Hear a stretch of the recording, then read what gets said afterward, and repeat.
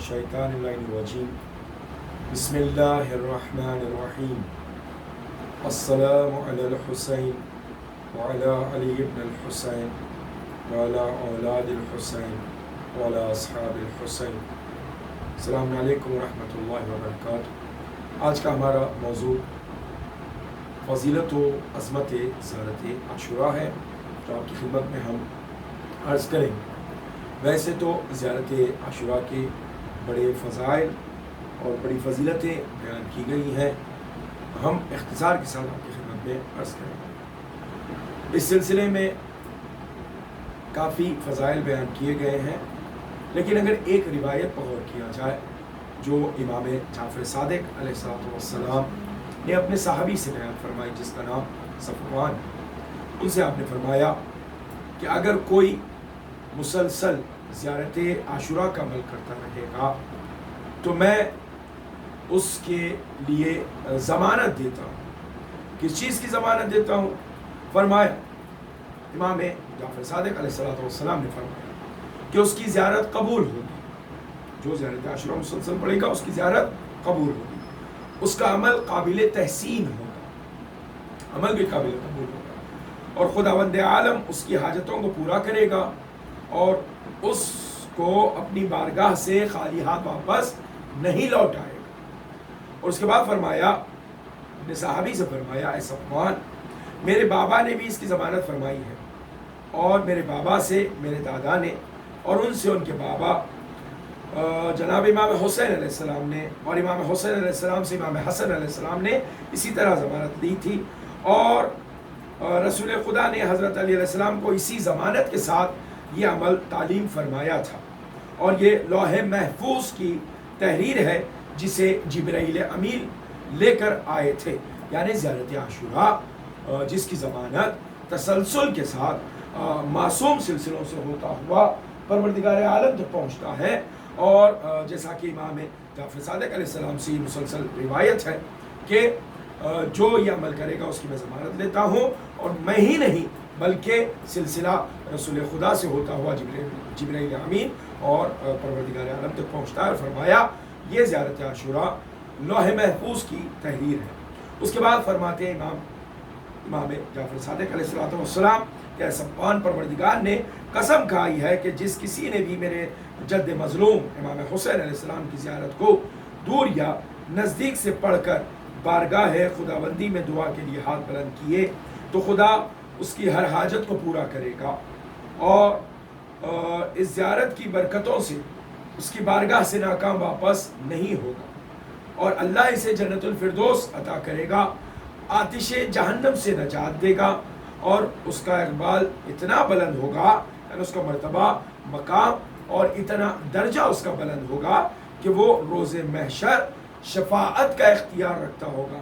یعنی زیارت عاشوراء مسلسل پڑھنے والے کے لیے جنت کو واجب قرار دیا، جہنم کو حرام قرار دیا، نعمتوں کی بارش اس پر کر دی، اور اس کی دعا کو قبول کیا، اس کی حاجتوں کو پورا فرمایا۔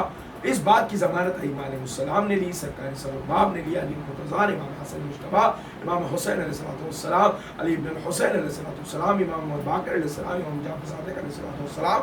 یہ پورا سلسلہ اس بات کی طرف توجہ دلا رہا ہے کہ کتنی فضیلت اس پہ ہے، اور جو مسلسل پڑھتا ہے کہتے ہیں وہ تو جنت میں جائے گا ہی جائے گا، لیکن زیارت عاشوراء مسلسل پڑھنے والے کو پروردگار عالم ایک بہترین تحفہ دے گا۔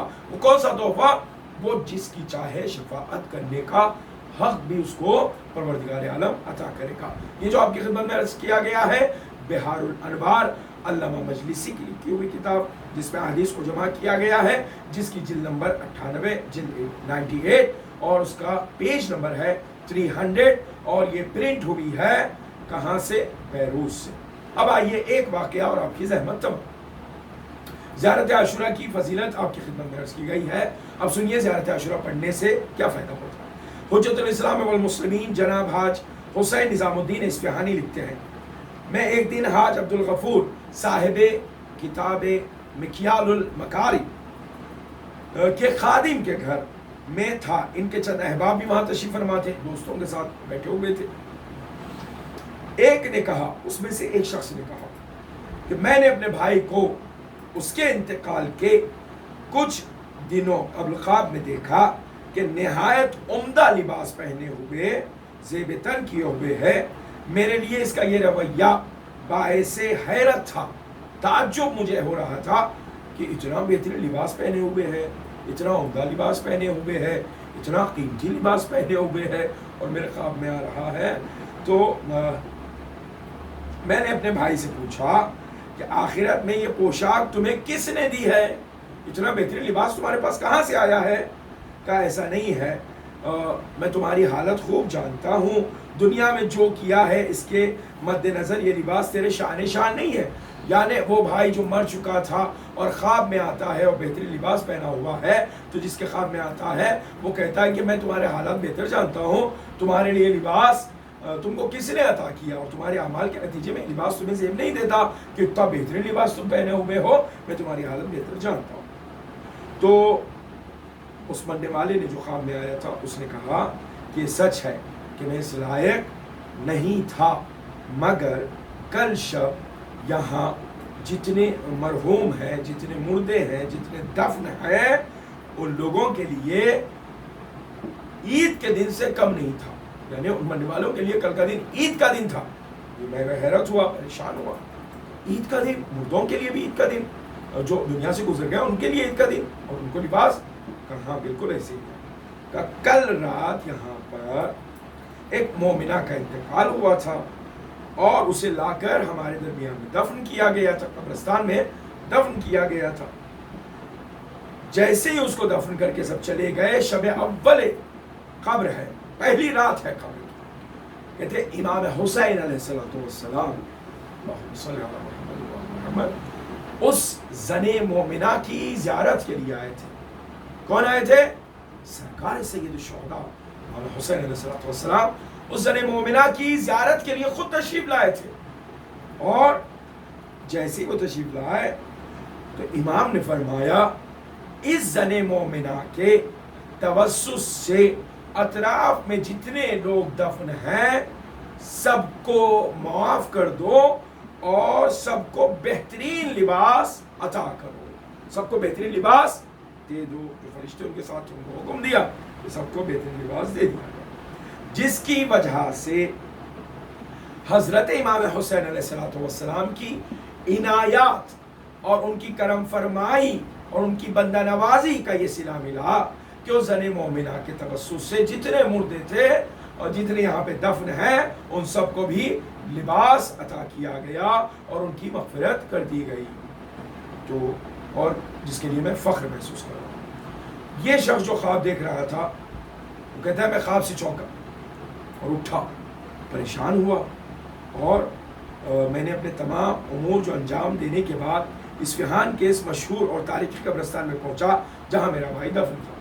मैंने ख्वाब देखने के बाद अचानक परेशान हो गया कि ये क्या माजरा है, आखिर आया ऐसे मुमकिन है कि एक ज़ने मोमिना दफन हो और उसके तवस्सुस से और उसके ज़रिए इतने लोगों की मग़फ़िरत हो जाए और इमाम हुसैन अलैहिस्सलाम ज़ियारत के लिए आए और कीमती लिबास मुर्दों को अता किया जाए और उनकी मग़फ़िरत हो जाए, उनको गुनाह माफ़ हो जाए।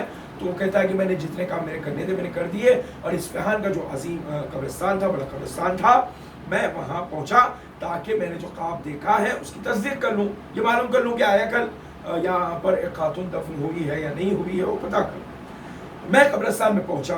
पहुँचने के बाद कोई शख्स कहता है जिसने ख्वाब देखा, पहुँचने के बाद क्या देखता हूँ कि चंद क़ारियान कुरान कुछ कब्रों के इर्द गिर्द कुरान पाक की तिलावत कर रहे हैं। मैंने इनसे इस मोमिना के बारे में पूछा कि कल रात यहाँ पर कोई मोमिना दफन हुई है, जो कुरान पढ़ रहे थे, कुरान मजीद की तिलावत कर रहे थे। उनसे पूछा अरे कोई ज़ने मोमिना यहाँ पे दफन हुई है कल रात? तो उन लोगों ने कहा कि हाँ कल फला मकाम पर एक ज़ने मोमिना को दफन किया गया है जो बिल्कुल ताज़ा कब्र है। ये कहता है मैं उसके कब्र पर पहुँचा, देखा बिल्कुल ताज़ा कब्र है, तो मालूम होता है कि कल ही दफन किया गया है। मैं उस ज़ने मोमिना की खबर पर गया, फातिहा पढ़ी और मैंने पता किया ये इनका ताल्लुक़ किससे, इनका रिश्तेदार कौन है, बेटा कौन है, कौन सा रिश्तेदार कौन है, मैंने पता किया। तो मुझे बताया गया कि ये ज़ने मोमिना का जो है बेटा इस मकाम पर रहता है। मैं कब्रिस्तान से उस ज़ने मोमिना के फर्जंद के घर तक पहुँचा। پہنچنے کے بعد میں نے مزاج پرسی کی، ماں کے انتقال کے بارے میں پوچھا، جواب ملا کہ ہاں کل شب ان کا انتقال ہوا تھا اور انہیں دفن کیا گیا۔ تو میں نے سوال کیا کہ جناب یہ بتائیے آپ کی جو والدہ مرحومہ ہیں اور جن کو کل رات میں دفن کیا گیا، کیا انہوں نے امام حسین علیہ السلام کی زیارت کی تھی؟ کہا نہیں، وہ تو نہیں گئی تھی۔ کہ کیا مجلسیں مسلسل برپا کرتی تھی، امام حسین علیہ السلام کا فرض بچھاتی تھی؟ کہا ہاں یہ بھی ہوتا تھا۔ تو فرمایا ان کے اندر ایسی کون سی صفت تھی جس کی وجہ سے انہیں یہ رتبہ ملا، یہ مقام ملا؟ میں نے کل رات خواب میں یہ دیکھا کہ ان کی وجہ سے ہمارے تمام جتنے بھی اطراف میں دفن ہیں، اور اس میں میرا بھائی بھی ہے، اور جو میرے خواب میں آ کے کہتا ہے کہ امام حسین علیہ السلام نے مجھے عنایت فرمایا، میری مغفرت فرمائی ہے، اور آپ کی والدہ مرحومہ کی وجہ سے یہ ممکن ہو پایا ہے۔ تو اس نے کہا، یعنی اس مرحومہ کے بیٹے نے کہا کہ میری والدہ ایک عمل تسلسل کے ساتھ کرتی تھی۔ کہا کیا؟ کہا اس نے اپنی زندگی میں کبھی زیارت عاشورہ پڑھنا ترک نہیں کیا تھا، مسلسل زیارت عاشورہ پڑھتی تھی۔ ممکن ہے کہ امام حسین علیہ السلام نے اسی زیارت عاشورہ کی تلاوت کے فعل میں اور زیارت عاشورہ کے مسلسل پڑھنے کی وجہ سے ان کو یہ عنایت فرمایا ہو۔